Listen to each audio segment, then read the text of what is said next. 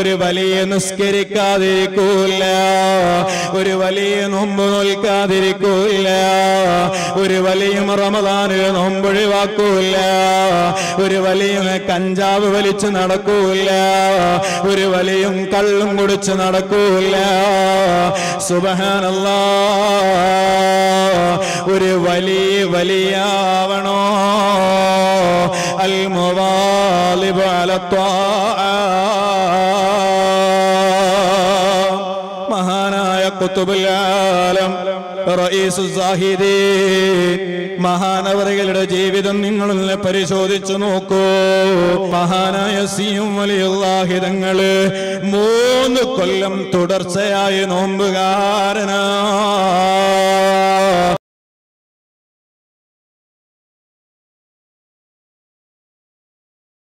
العارف بالله حسب ما يمكن المواظب على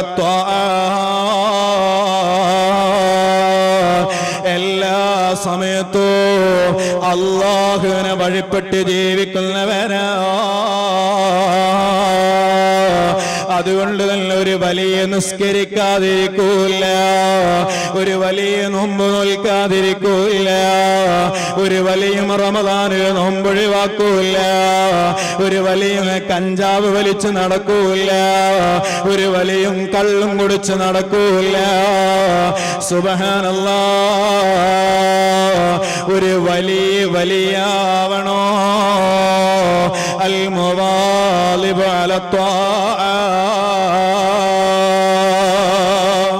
മഹാനായ ഖുതുബുൽ ആലം റഈസു സാഹിദീൻ മഹാനവറുകളുടെ ജീവിതം നിങ്ങളൊന്ന് പരിശോധിച്ചു നോക്കൂ. ഞാനിന്ന് ഇവിടെ വന്നതിന് ശേഷവും മൗലിദുൽ നൂർ ഇങ്ങനെ മറിച്ചു നോക്കുമ്പോ അതിലും കണ്ടു മഹാനായ സിയും വലിയുള്ളാഹി തങ്ങള് 3 കൊല്ലം തുടർച്ചയായി നോമ്പുകാരനാ. നോമ്പ് നോൽക്കുന്നത് ഒരു കാരക്കം കൊണ്ടാണ്, നോമ്പ് മുറിക്കുന്നതും ഒരു കാരക്കം കൊണ്ടാണ്. ചില സമയത്ത് നോമ്പ് നോൽക്കുന്നത് കാരക്കയുടെ പകുതി കൊണ്ടാണ്, ചില സമയത്ത് നോമ്പ് മുറിക്കുന്നതും അതുപോലെയാണ്. അതുപോലെ ചില സമയത്ത് ഒരു കഷ്ണം പത്തിരി കൊണ്ടാണ്. ഇങ്ങനെ 3 കൊല്ലം തുടർച്ചയായിട്ട് മഹാനവറുകള് നോമ്പുകാരനാ. പോരാ, ഒരാളോടൊന്നും സംസാരിക്കാതെ ഖുതുബുൽ ആലം മഹാനവറുകള് അവിടുന്ന് റിയാദിലാ. സുബ്ഹാനല്ലാഹ്, അല്ലാഹുവിനെ ആരാധിക്കുന്നു, ഒരാളോടും സംസാരമില്ല. 3 കൊല്ലം അങ്ങ് കഴിഞ്ഞപ്പോഴാണ് സ്വന്തം മാതാവ് വല്ല മഹാനവറുകളെ വിളിക്കുന്നത്. ആ വിളിക്ക് ഉത്തരം കൊടുത്തു എന്ന കാരണത്താൽ മഹാനവറുകള് വീണ്ടും അന്ന് മുതൽ 5 കൊല്ലം പിന്നെയും മിണ്ടാതെ ഇബാദത്ത് ചെയ്യുന്നു. അങ്ങനെ 8 കൊല്ലം മഹാനവറുകള് ഒരാളോടും ഒരു മഖ്ലൂക്കിനോടും ബന്ധപ്പെടാതെ അല്ലാഹുവിനെ ഇബാദത്ത് ചെയ്യുന്നു.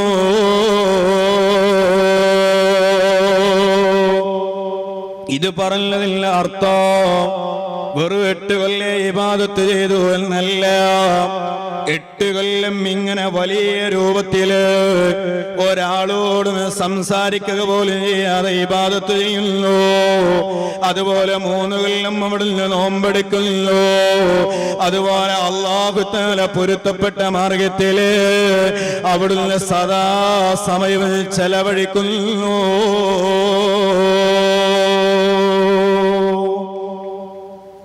ഇത് പറയുമ്പോൾ ചില ആളുകൾക്കൊരു സംശയം ഉണ്ടാവും, വലിയ നിസ്കരിക്കാതിരിക്കൂല എന്നാണ് നമ്മൾ പറഞ്ഞത്. എന്നാൽ ചില ആളുകൾ ചോദിക്കൂ, ചിലരൊക്കെ വലിയാണ് എന്ന് പറഞ്ഞ് ബഹുമാനിക്കുന്ന ചില ആളുകൾ നിസ്കരിക്കാതെ ഇങ്ങനെ നടക്കുന്നത് കാണലുണ്ടല്ലോ. അവര് റമദാൻ മാസം വന്നാലും പകല് ചായ കുടിക്കുന്നത് കാണലുണ്ടല്ലോ എന്നിങ്ങനെ പറഞ്ഞിട്ട് ഔലിയാക്കന്മാരെ തരം താത്തുന്ന ചില സ്വഭാവം ചില ആളുകൾക്കുണ്ട്. അത് വിവരമില്ലാത്തതുകൊണ്ടാണ്. ആർക്കാ നിസ്കാരം നിർബന്ധം? ഈ ലോകത്തുള്ള എല്ലാവർക്കും നിസ്കാരം നിർബന്ധമുണ്ടോ? അങ്ങനെ ഉണ്ടോ? ഈ ലോകത്തുള്ള എല്ലാവർക്കും നിസ്കാരം നിർബന്ധമുണ്ടോ? ഒരിക്കലും ഇല്ല.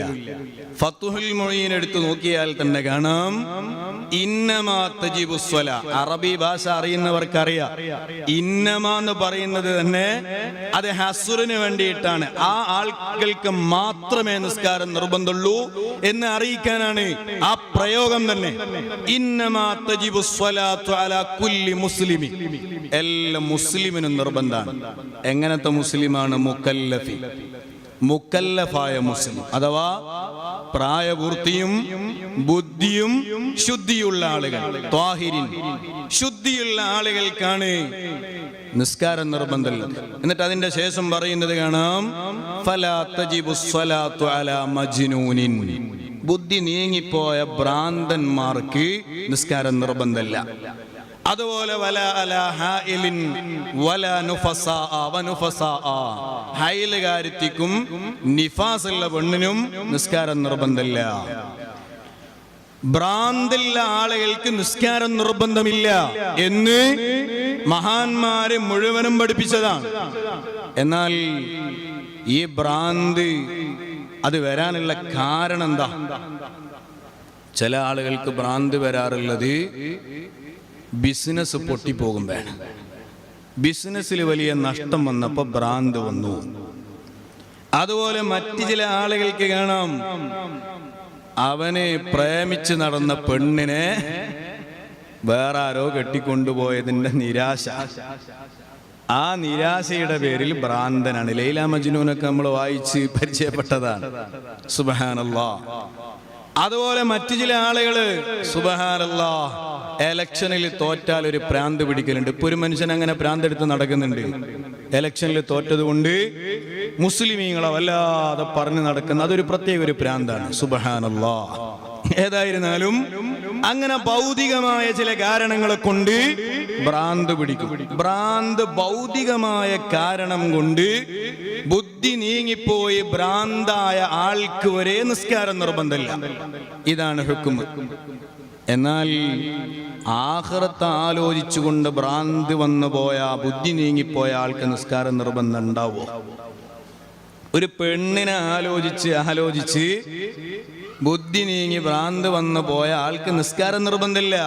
എന്നാലോ നാളെ അല്ലാഹുവിന്റെ കോടതിയിൽ പടച്ചവനെ എന്നെ വിചാരണയ്ക്ക് നിർത്തുന്നൊരു ഘട്ടമുണ്ടല്ലോ എന്ന് ആലോചിച്ചിട്ട് ഭ്രാന്ത് വന്നു പോയ, അല്ലെങ്കിൽ ബുദ്ധി നീങ്ങിപ്പോയ ആളുകൾ, ആ ആളുകൾക്ക് എന്തായാലും നിസ്കാരം നിർബന്ധമാവുകയില്ലല്ലോ.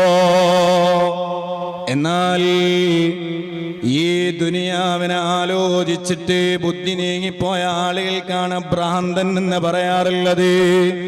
അവര് നമ്മൾ മജ്നൂന് എന്നാണ് പറയാറുള്ളത്. എന്നാൽ അല്ലാഹനെ ആലോചിച്ച് ബുദ്ധി നീങ്ങിപ്പോയ ആളുകള് അവരെ മജ്നൂന് എന്ന് പറയാറില്ല,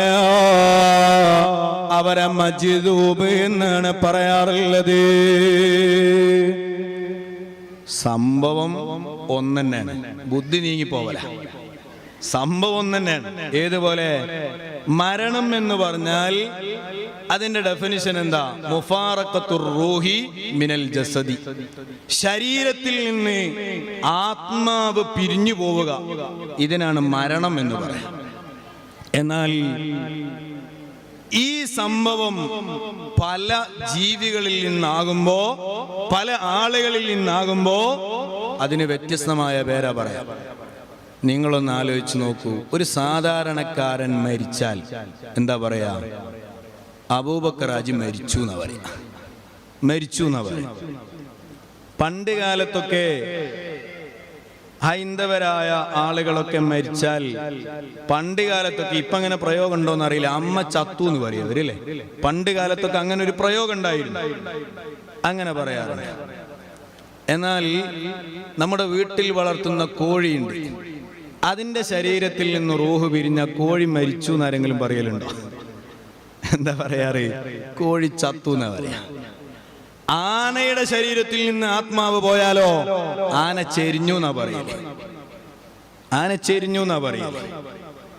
ഒരു സാധാരണ മനുഷ്യനല്ലാതെ മഹാനായ താജുൽ ഉലമ അല്ലെങ്കിൽ CM വലിയുല്ലാഹിയെ പോലത്തെ മഹാന്മാരെ ആണ് വിട പറയുന്നതെങ്കിൽ CM വലിയുള്ള മരിച്ചു എന്ന് പറയൂല, പിന്നെയോ CM വലിയുല്ലാഹി വഫാത്തായി എന്നാ പറയാ. അങ്ങനെ പറയാം. മാർപ്പാപ്പയാണെങ്കിലോ മാർപ്പാപ്പ കാലം ചെയ്തു എന്നാ പറയല്. മാർപ്പാപ്പ കാലം ചെയ്തു എന്നാ പറയും. ഇങ്ങനെ വ്യത്യസ്തങ്ങളായ പ്രയോഗങ്ങളാണ്. പക്ഷേ സംഗതി ഒന്നാ, സംഗതി ഒരേ സാധനമാണ്. ഇതേപോലെ അള്ളാഹുവിനെ ആലോചിച്ചുകൊണ്ട് ബുദ്ധി നീങ്ങിപ്പോകുന്നു ചില ആളുകൾക്ക്. അതുപോലെ തന്നെ ചില ആളുകൾക്ക് ഭൗതികമായ കാര്യങ്ങൾ ആലോചിച്ച് ബുദ്ധി നീങ്ങിപ്പോകുന്നു. രണ്ടും ബുദ്ധി നീങ്ങലാണെങ്കിലും ഒന്ന് അള്ളാഹുവിനെ ആലോചിച്ചിട്ടുള്ള ബുദ്ധി തെറ്റലായതുകൊണ്ട് അത് വലിയ സ്ഥാനമുള്ള വിഷയമാണ്. അതുകൊണ്ട് അവരെ നമ്മളെ മജ്ദൂബ് എന്നാണ് പറയാറുള്ളത്, അവരെ നമ്മളെ മജ്നൂൻ എന്ന് പറയാറില്ല. ഏതായാലും ബുദ്ധി നീങ്ങിപ്പോയ ആളുകൾ നിസ്കരിക്കാതിരുന്നാൽ സാധാരണ നമ്മളെ മൈൻഡ് ചെയ്യാറില്ല, അവരെ നമ്മൾ കുറ്റം പറയാറില്ലല്ലോ. ഇതുപോലെ അള്ളാനെ ആലോചിച്ച് ബുദ്ധി നീങ്ങിപ്പോയ ആളുകൾ നിസ്കരിക്കാതിരുന്നാൽ അവരെ കുറ്റം പറയാനുള്ള അവകാശമില്ല, അവർക്ക് നിസ്കാരം നിർബന്ധമില്ല. എത്രത്തോളം എന്ന് പറഞ്ഞാൽ ഭ്രാന്തി നീങ്ങിയാൽ വരെ ആ ഭ്രാന്തുള്ള സമയത്ത് നഷ്ടപ്പെട്ട നിസ്കാരം ഖളാ വീട്ടേണ്ടതില്ല. ഇതല്ലേ മസ്അലയുള്ളത്. അതുകൊണ്ട് തന്നെ ഔലിയാക്കന്മാരിൽ മജ്ദൂബീങ്ങൾ എന്ന് പറയുന്നൊരു വിഭാഗമുണ്ട്. ആ ആളുകൾ ചിലപ്പോൾ അവരെ ജുദുബില്ല ഹാലില് നിസ്കരിക്കാതെ നടക്കുന്നത് കണ്ടു എന്ന് വരാം.